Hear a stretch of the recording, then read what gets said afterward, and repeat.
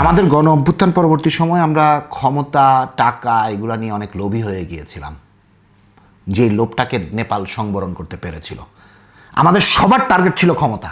আমরা সবাই চেয়ারে যেতে চেয়েছিলাম, সেটা বিএনপি হোক, সেটা জামাত হোক, সেটা ছাত্র সমন্বয়ক নেতারা হোক, সবাই ক্ষমতা চেয়েছিল এবং জাতি বেকুব হয়ে গেছিল।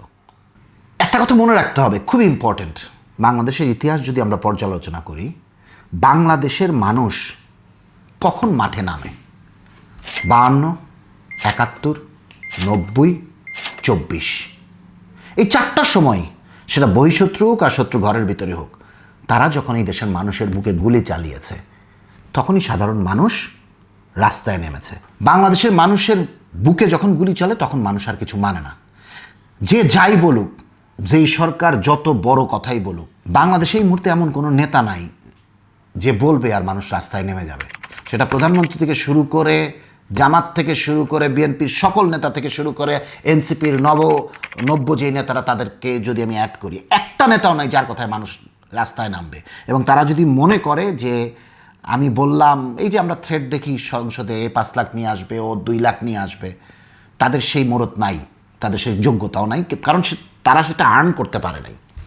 এদেশের মানুষ অনেক ধৈর্যশীল, কিন্তু যখনই এই দেশের মানুষের বুকে গুলি চালানো হয়, তখন মানুষ আর সেটা সহ্য করে না। 24-এ সেটাই হয়েছিল। সাধারণ মানুষ এই ডিওএইচএসেই 4 তারিখ যখন 2টা গেট, এই যেখানে বসে আমি এটা রেকর্ড করতেছি, 2টা গেট আর্মি দিয়ে বন্ধ করে দেওয়া হয়, ডিওএইচএসের সকল বাসিন্দারা রাস্তায় নেমে আসে। সেই ফুটেজ আমি অনেকবার দিয়েছি, দরকার হলে ভিডিওতে আবার দিয়ে দিব। এদেরকে কেউ বলে নাই, এরা নিজের তাগিদে চলে। ঠিক এভাবেই সারা বাংলাদেশে এই 18-19 কোটি মানুষের মধ্যে যারা 5-7 কোটি মানুষ যারা স্বতঃস্ফূর্তভাবে এই গণ অভ্যুত্থানে অংশগ্রহণ করেছিল, তারা নেমে গিয়েছিল।